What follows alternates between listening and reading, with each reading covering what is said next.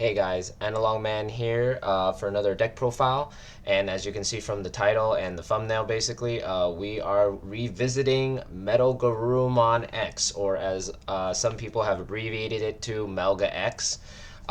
Originally, I had made a deck profile of this deck like way back in BT9 when it first came out because it was going to be my main deck since the meta was going to be shifting towards basically Alpha, Melga, and Wargreymon X. But the meta kind of shifted and became really weird at that point. Mainly people focusing on Alpha and this. So I kind of just stopped playing it for a bit. And after Nationals, I ended up just kind of revisiting this deck. And honestly, I really like this deck still. It's a very fun deck. It's just the fact that the thing I don't honestly like about it is the fact that it has a lack of protection, and that's the main issue stopping this deck. But at the same time, there's also the argument that this deck goes fast enough that you don't really need it because you can just rebuild another stack and just hit for game anyway, which you can, especially against like Mastamon and any like control deck or security control. It's very hard for them to recover if their security is really bad. You just swing through and go for game. If they get lucky and have like a chaos degrade or any kind of removal, it basically just stalls you for like one turn. But then you just come back even stronger and just keep going, which is really insane because the deck does have it only has protection in the form of like Omnimon Blitz, but that's about it. The rest of the protection is mainly through battle, which basically gives this deck pseudo jamming. But anyway, let's get into deck profile so you can actually see what I'm talking about. First, for the eggs, we still run the 4 Sunomons. Mainly for consistency, we run 4. This one, it just says, while Digimon has Garuru or Omni in its name, it gets 1,000. That 1,000 is very crucial in a lot of cases, so it's nice having that extra boost thanks to Sunomon. But yeah, we run the 4 eggs. For rookies, we actually run about 14, last I counted.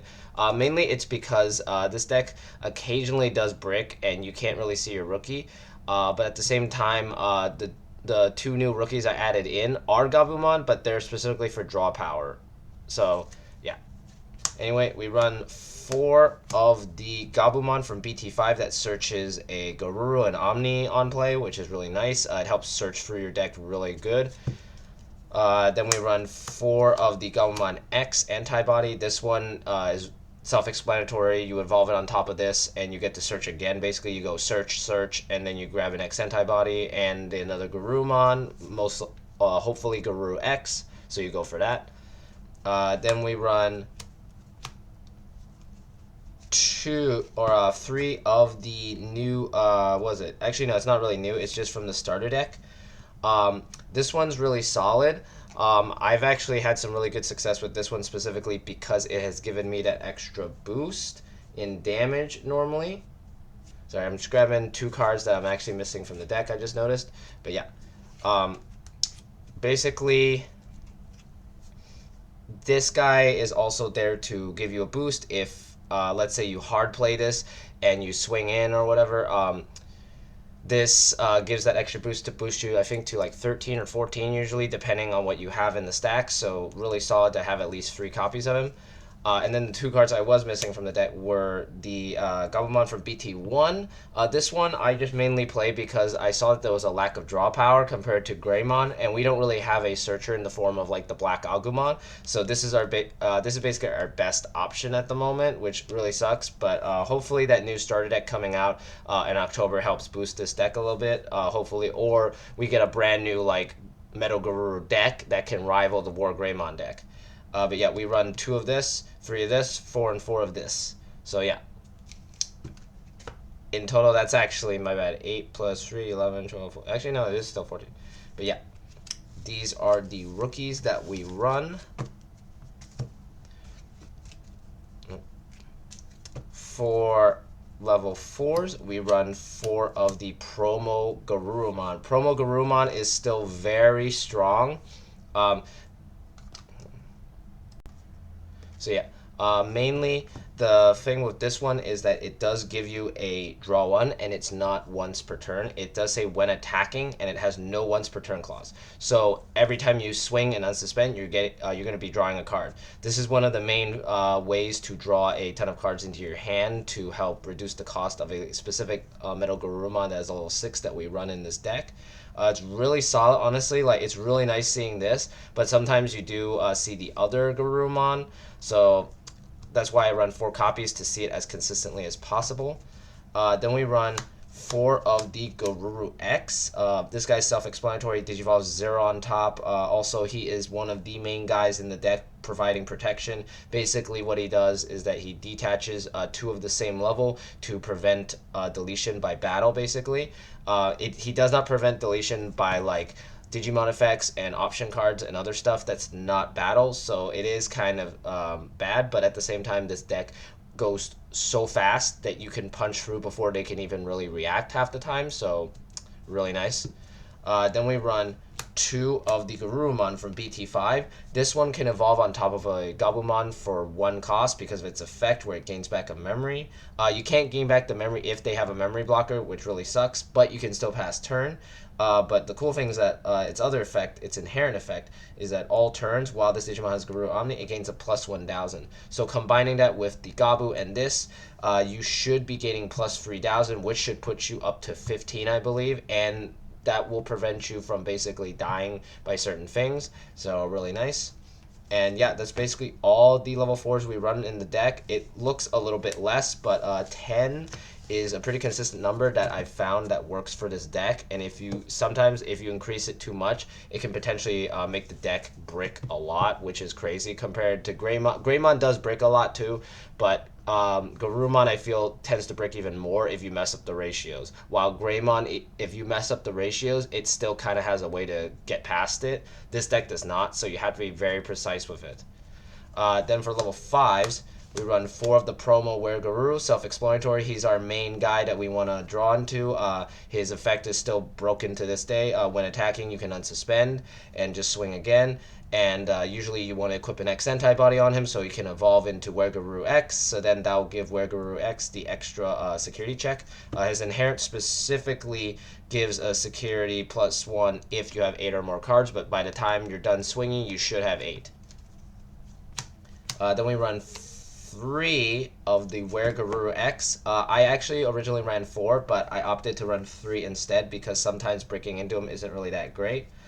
His effect is pretty cool. When Digivolving, you can unsuspend this guy, and you can return one of your opponent's level 4 or lower, but it has to have Weregaruru or an X antibody, so usually you will evolve it on top of this, so you will be able to get that effect off. Then we run 1 Sagittarius mode. Sagittarius is mainly there because he does help bounce level 3s, and he digivolves for 0 on top of this and counts as him as well. So when you evolve this on top of this, you can also evolve this on top of Sagittarius mode. But also his effect, his inherent also is the same as Garuru X, which gives you that extra protection if you don't draw it, which is really nice. And yeah, we run these 8 level 5s. For level 6s, we run 2 of the Metalgarurumon from EX1. This guy is still really solid. The fact that he reduces his evolution cost, specifically if you have a certain amount of cards, and with all the effects that remove level 3s in this deck, you should be able to gain back the memory no matter what. I've been able to reduce this down to 1, which is really crazy, because then you just digivolve into X, and then you just unsuspend and bounce their stuff, basically, which is really gross. And the fact that sometimes I've actually had it happen where when attacking, if I 8 or more cards, I can actually return something with on deletion. This actually works really well against purple because it stops them from gaining any of their effects. So really solid, and there's no level requirement for that effect. It just puts a on deletion guy to the bottom of their deck, which is really cool. Then we run, of course, the 3 Metalgaruru X's, of course having all alt arts because this guy is really strong. You can digivolve for 1 on top of him, and then when digivolving, you unsuspend, he gains blocker, and then once per turn when this guy unsuspends, if I have the Metalgaruru or an X antibody, I get to bounce all of my opponent's Digimon at the lowest level, which is really busted against decks that are basically stacks. So against like Grandis, you just bounce it back up. and then against Wargreymon X, if they don't have the protection, you basically just bounce their guy back to hand, which is really gross. Yeah, that's all level 6s we run. For level 7s, we run one Omni Blitz because, you know, Blitz for game, and he does have protection from deletion, which is really nice. And then one Omni X to go for game sometimes, where you swing with this and evolve into this, and then remove their last card, and then swing for game with him. He also bottom decks stuff, which is really powerful, and that's why you run 1 and 1, because I like to blitz and go into him at the same time. But yeah, that's all the Digimon in the deck. The rest of the deck is options and tamers, so let's get into that. We run the 4 blue memory boosts. The reason why they're in different sleeves is because I'm testing another deck, so that's just why they're in different sleeves at the moment. But yeah, you run 4 of this because you want to see your Digimon as soon as possible, and of course the extra memory is really crucial because this deck does not actually run a memory tamer anymore. This is where the deck gets spicy. I found an old card called Arctic Blizzard. So for those that do not know what this card does, you choose one Digivolution card of one of your opponent's Digimon. You get to choose, and then you get to trash it. Then one of your opponents, then one of your Digimon gets plus 2,000 DP for the turn. So this is a 2-cost option. And what you do with this is that you basically go, okay, I'll play this for 2. Then I remove their Greymon X. You remove their Greymon X, you remove their Okumon, you remove what is giving their deck, or basically the decks that are in the meta at the moment. You remove the one card that is giving them protection, and then you swing and bounce their board. That's basic, because every single Black War Greymon deck at the moment relies on Greymon X with the X antibody. But if you remove it, they can't do anything about it. I feel that this is actually superior over Sorai, because Sorai requires a 4-cost, and you have to remove the top 4. The thing is, with Arctic Blizzard, you get to choose exactly which one you want to trash. That's what it specifically says. You get to choose. So that means you don't have to go through all that. You just play for 2, and then you go, okay, sorry, you don't have protection anymore. And then you just swing, Digivolve in the Metalgarurumon X, and then you go, oh, sorry, he's gone.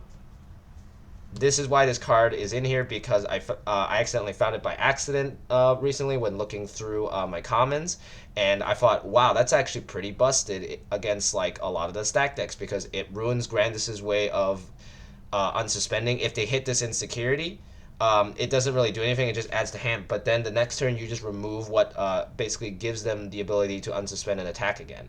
Against Wargreymon X, if they give you enough memory, they're basically screwed at that point, because then you just go, oh, sorry, you have no protection, I swing, bounce, and you're done. This card is actually low-key super busted at the moment, but at the moment I'm still testing it at 1 to see if it'll work, but I feel like it'll be really good.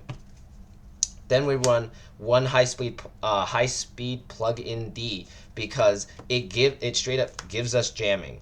And then in security, it gives us a draw 1. So pretty solid, honestly. But the fact that it just gives us jamming regardless without having to boost whatsoever is really strong. So I put 1 in just in case. And then we run, of course, the 3X antibodies, because this deck is focused on evolving into Metalgarurumon X. So yeah, we run these 9 option cards, and so far it feels pretty solid, honestly. It's pretty fast. And then for the tamers, we just run 3. 2 Cool Boys and 1 Nokia.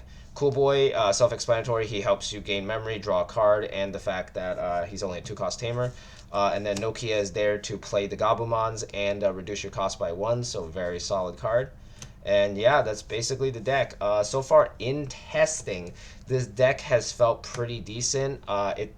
It goes just as fast as it used to, except it's a little bit more consistent. With the Gabumons that help you draw, it has helped me draw into the cards I needed faster. And with the new ratios, I've been able to go just way faster and just draw into what I need. But yeah, it's same as usual with Melga. Still very solid deck, still very powerful, still very fast. And with the inclusion of these new spicy techs, potentially a way to beat certain decks if need be in certain situations, if you encounter a Black War Greymon X. Anyway, thank you for watching. As I mentioned many times in my other videos, this is a template for you guys to try out and then tweak if need be. And let me know what you thought of the deck. Let me know how it goes with this build. And see you guys next time. Peace out.